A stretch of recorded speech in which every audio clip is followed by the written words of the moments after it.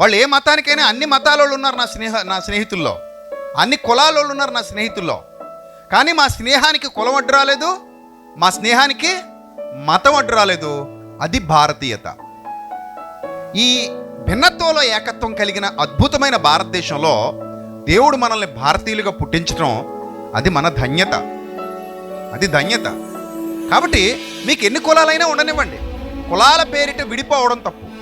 మీకు ఎన్ని మతాలైనా ఉండనివ్వండి, మతాల పేరిట విడిపోవడం తప్పు. సో మనం కలిసి ఉండడానికి ఒక కారణం చాలు. ఆ ఒక్క కారణం వీఆర్ ఆల్ ఇండియన్స్.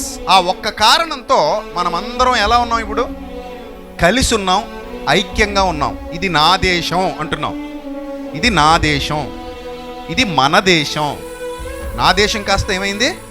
మన దేశం, మనము అనే భావజాలం ప్రతి ఒక్కరిలోకి రావాలి. అప్పుడే దేశాలు అభివృద్ధి చెందుతాయి.